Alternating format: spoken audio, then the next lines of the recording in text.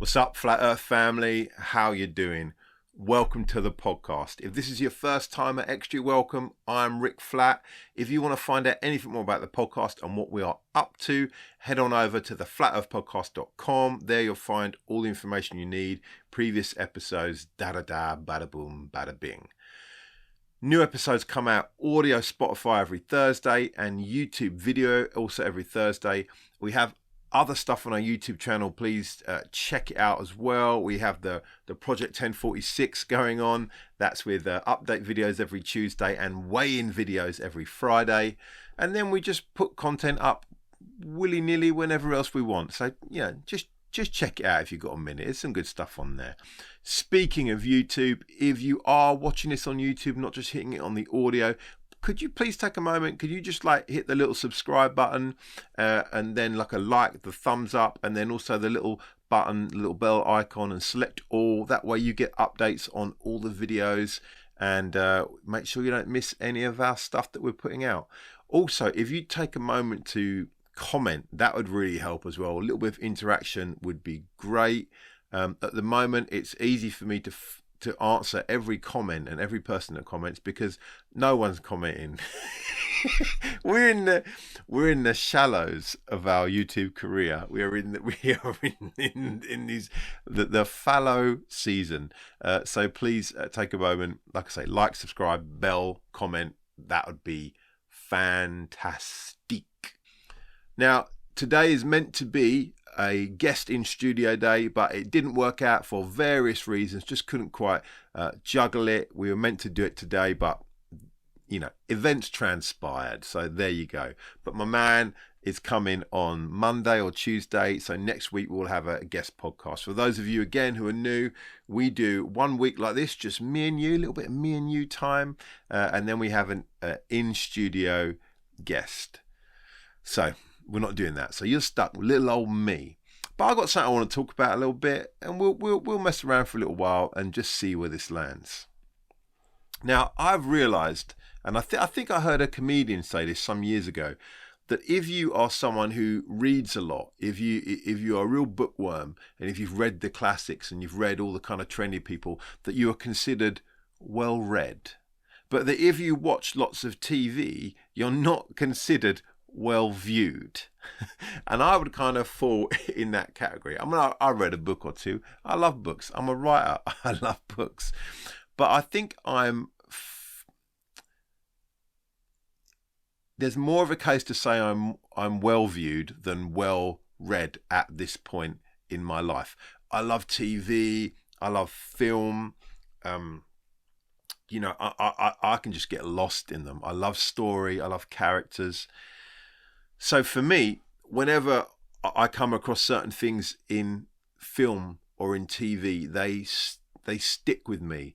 And I'm in some ways more able to quote a film or quote a character from a series that I like than I am readily able to quote Shakespeare or G.K. Chesterton or pick your guy, So I want to talk to you a little bit today about a quote from a simply fantastic series. It's an old series. I won't do no spoilers. There's nothing, nothing. In fact, I can't spoil it because it's so good.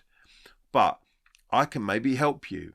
If you never watched Mad Men, it was out I can't remember when the season finale was. It was quite a few years ago now, but I think it was a run of 6 seasons, and it was just a fantastic series. Like all shows that run over 6 seasons or get beyond 2 seasons, there are some kind of dips at point in acting, script and story a little bit. That's just par for the course. But by and large, in the aggregate, overall, Mad Men is like top banana. It's mustard as far as TV shows. It's really, really good. Check it out. Now, part of the allure for me, part of why I loved Mad Men so much, was mainly 2 characters, one of which that I'd really like to lean into today, and we're going to read, I'm going to tell you a line from part of an episode from, what is it? I've got it written here, from season 4, episode 8, season 4. Now, I love Mad Men, and I love it when you love a series and you know it was good and now it's finished. It's kind of sad because you want new stuff, but at the same time, you can go back and revisit the moments you love. And there are so many moments in the series Mad Men. There's just the carousel, the lawnmower scene, just there's amazing stuff in there. But in this one particular moment, we have pretty much the main character of Mad Men. So the main character of Mad Men, if you don't know, is this guy. This is Don Draper, portrayed by John Hamm, who is a great actor for the part. Has been a little bit dicey ever since in movies because this was such a behemoth of a character that he played in Mad Men. He's been a little bit kind of maybe slightly adrift ever since, but he plays Don Draper. Now, Don Draper is like I once said to a friend, Don Draper is my favourite bastard. You know, he's my favourite asshole. Like, he's a character who you're just drawn to, and at times you sympathise with and empathise with and really enjoy. But there's no getting around the fact, like, he's a dick. Like, he's a real horrible douche at times. He's not a nice character. He's not a good person, and that's what's so good about Mad Men. It is flawed characters. But anyway, Don Draper, if you don't know about Mad Men, I'm not going to bring it out too much, but it's the ad men from Madison Avenue, kind of when advertising was really blowing up, and it's just a fantastic series. And Don Draper kind of plays like the top marketing guy. He's like a genius, but he's a kind of war hero. Kind of gets married and marriage crumbles and a whole bunch of stuff. Like I say, I don't want to get into spoilery, but anyway, there's just a few things he said, and I was just watching this the other day, and it really struck with me. And I thought maybe this would be a good something to talk about on a podcast, have it in like in my back pocket. And today, with not being able to record a podcast with my man, just like I got this, man. This is good. So you're not getting sloppy seconds. This is the good stuff I would talk about with you anyway, just maybe a week or two earlier.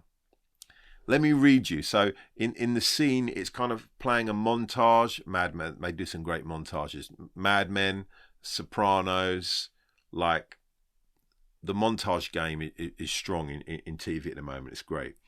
Don is writing, so he often kind of like would you kind of have scenes of him like talking to himself, but really he's talking to you, and it helps you understand the character a bit more. So he's writing at his desk. I think he's using a typewriter, if I remember rightly. And I'll leave a link in the description that will link to the YouTube video, or up here somewhere. I'll link up here to the YouTube somewhere here, the YouTube video, if I can do that. I think I can, showing this scene. But let me read you the dialogue, and then we'll take it from there. And I'll read you a slightly abbreviated version of the dialogue at first. So this is Don Draper. I'm not going to do my Don Draper impression. I'm nowhere near like as smouldering and sexy enough and moody enough, right? You know, I ain't got a hair for it. He says this: when a man walks into a room, he brings his whole life with him. And then near the end of his quote, he says, we are flawed because we want so much. We are ruined because we get these things and then wish for what we had. When I heard this, I'm like, oh, whoa, stop the press. Whoa, check. Oh, we got to stop right there. There's some meat there. There's something good for life in what he said there. When a man walks into a room, he brings his whole life with him. Now, I hope you understand, you female flat earthers out there, that this is gendered language, because Mad Men is set in a time when that workover, that crossover, of men being in the workplace and women coming into their own. The show talks about that a lot and what that was doing in culture. But a lot of Don's dialogue and a lot of the dialogue in it, to our ears now, would seem like, you know, quite sexist stuff. But let's get aside that. So we can adapt this a little bit, right? So when a man walks into a room, he brings his whole life with him. When someone walks into a room, They bring their whole life with them. What is this saying? What was it that grabbed my attention when I heard this? I think it's the truth of it. I think it's because I understand that sometimes we can meet people in moments and not understand where they've come from, that as they've entered the room, be that our life, our workplace, family, somehow they've entered into our sphere of influence, they bring with them everything that's happened to them, everything they've gone through, and that sometimes takes some working out. It takes some understanding to now. Let me get I'm gonna get a little bit more highbrow here. You know what I mean? I want to quote a poet. Yeah, I'm gonna quote a poet. Henry Wadsworth Longfellow said this. He said, "Every man has secret sorrows, which the world knows not. And oftentimes we call a man cold when he is only sad." Oftentimes we call a man cold when he is only sad. Sometimes we can come across people and they can come across as angry or arrogant or full of themselves or feeling anything. Sometimes at our first judgment of someone, you look at them and we think we get a read on them, but we sometimes neglect to remember that when they entered in, when they came into the room, they actually brought their whole life with them. That we all carry baggage, we all carry stuff, don't we? None of us walk around clean. None of us walk around without the influence of past experiences and past calamities and past success and past choices. We all carry around that baggage, and a lot of it is only known to us. A lot of it is only known to maybe the people we are closest to, that we've trusted to and reveal it, but it's in there. And I like that quote from Longfellow. I heard that from a friend of mine, John, and you know, that every man has secret sorrows. Every person has secret sorrows, and we don't all know what we're carrying. And oftentimes it says, we can call a man cold when he's only sad. Sometimes we can think someone is a certain way, but we don't understand how they got that way. Now, I hate with a passion those pithy little sayings that come up on social media about, you know, depression and anxiety and all that. Now, I understand what they're doing, but they try and encapsulate someone's whole kind of thing in one little saying, you know, like, if you're feeling weak, it's only because you've been strong for so long. Dude, I just can't handle that stuff. I've got to be honest with you, I can't handle it. It's just way too simplistic for me, and people click it, and, you know, just... it's way too simplistic. And I know I'm talking about like just a little saying here, but the little saying is opening up something. It's saying that when someone comes into your life, they bring the whole of their life with them. And then Longfellow is saying, you know, sometimes we can meet someone, we experience them, and in that moment we make a judgment on them, but we don't understand the fullness of who they are.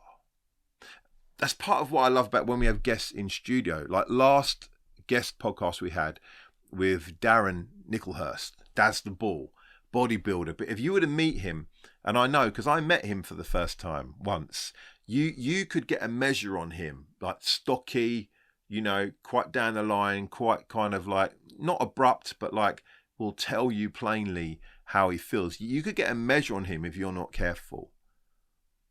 But the beauty of sitting down with him for 2.5 hours that week was, man, I learned so much about him. And as I've done these podcasts with even friends, and as, to be honest with you, let me back up. Let me back up a little bit. I've been meeting with the same group of men for about 8 or 9 years now. Every fortnight I meet with the same group of men. Now, some men have come and gone as people have moved away and different, but there's been a core of us.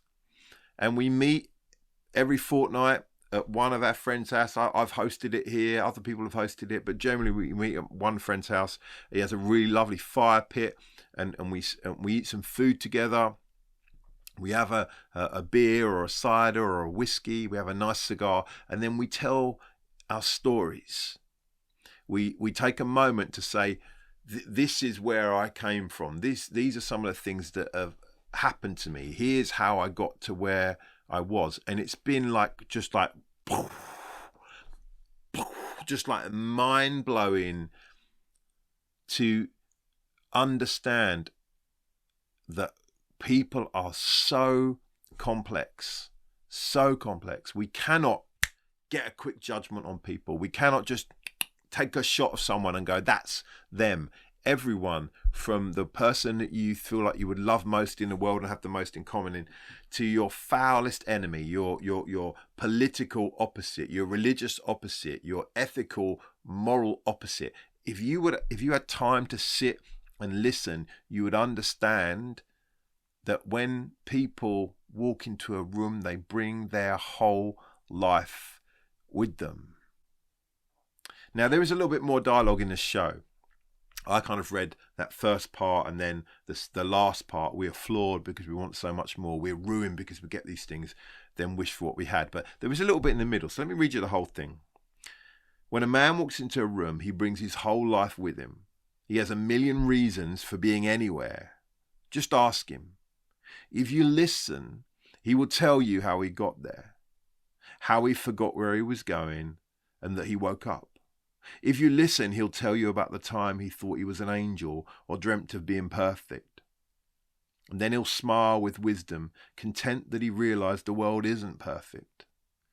We're flawed because we want so much more. We're ruined because we get these things and we wish for what we had. That last line, man, as I was listening to it, watching Mad Men, that first line about walking to a room and bringing your life with you caught me. Yes, so true.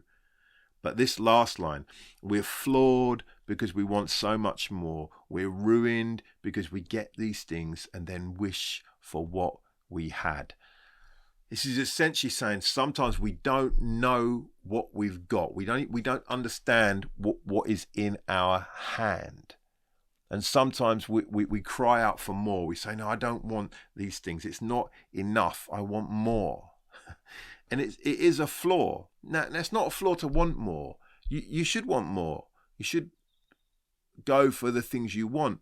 But sometimes if you leap to, I want more, having not really drunk to the dregs what you've got, if you've not really come to an appreciation of what it is in your hand right now, that is a flaw. I meet people sometimes, they always want the new thing and the new thing and the next thing and the next thing. It's like, well, you haven't even had time to enjoy the thing you have. And you're on to the next thing. And this is our culture. Our culture drives this. I'm just about to get a new phone. And it's like, what do I do? Do I go for it? And I'm an iPhone guy. I won't lie to you, man. I'm iPhone 11 here, man. So I'm kind of a couple behind. And I'm looking, I'm going, what do I need here? Because my heart just tells me what I need is to pay X amount a month. That's it. You know, life is hard in this country, in the world. Inflation's going crazy. They're saying like £2,000 going to be added to everyone's heating bill or whatever over the next couple of years. It's like times are hard. So I'm just looking at that monthly bill and I'm just going, I need you to stay exactly the same, or I need you to dip a bit.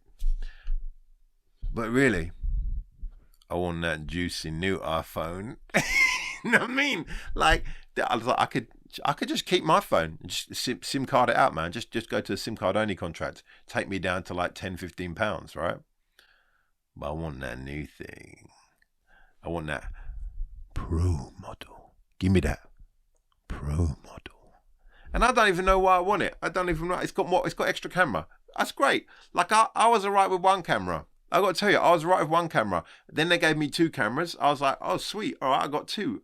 I don't even know what the third one does. I don't know what the third one does. In fact, you could fucking tell me that the third one enables you to see Mars, right? To see the rings around my anus or something, right? I wouldn't know, because I'm going to look in the screen and I don't know what camera's working at that point. I'm just going to see an image. our culture wants to sell up. It wants to keep us going and going and going and going. I was talking the other night, my wife came in and something had broken somewhere, or my daughter had said about something that hadn't worked. I said, oh, well, obviously this came in, this is planned obsolescence. And I went into a bit of rant, and they both stopped and looked at me like, why are you talking? Why are you telling us? And I was like, I don't know, man, I just riffed. I don't know if you know planned obsolescence. So planned ops, like things years ago when things were first being produced, they made things that in some ways would last longer. And not just because they made them better, because I'm not sure they did make them better, but they made them with components that would last until some bright spark in marketing, someone like Don Draper or someone, went, hold on, if you sell someone a widget once and it lasts forever, that's no good. You want to sell them 2 widgets or 3 widgets. So you just bring in like a 10-year lifespan to that. It's called planned obsolescence. Now, we have that now. I hope you understand. Like, I'm looking at iPhone 13s, right? First world problems. The numbering system of iPhones is planned obsolescence. Every time I'm going to get a 13 Pro, but I know in September the 14 going to come out. Already, it's a number less. If you're buying a car, it's like the number plate. It's like a digit out. Like next door neighbour got the next digit up. This is not good. And I love digits, but we are flawed because we want so much more. Not because it's wrong to want things, but because sometimes we don't appreciate and understand and fully make use of what we have. So we're flawed because we want so much more. Then he says we're ruined. Now this is deep cuts. We are ruined because we get these things and then wish for what we had. Man, come on. We are ruined because we get these things and then wish for what we had. Have you ever tried to switch something up, and after all the pain and cost and rigmarole, you go, I wish I hadn't bothered. I wish I had what I had. Man, we are ruined. We're flawed because sometimes we want more and we don't yet appreciate what we've got. And we're ruined because even when we get the thing that we've been crying out for, we don't even like it. We wish we could go back. It was better back then. It was better in my last job. It was better in my last relationship. It was better in my last house. The old car it might have been older, but it was reliable. Not like this new thing I bought that breaks down all the time.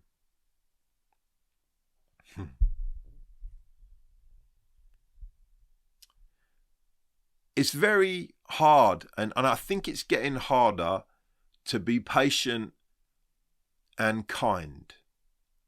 And I think one of the realizations I've had over the last little while is that, and I think this has been magnified by the pandemic, but I'm not going to blame the pandemic on this because it must have been in me anyway.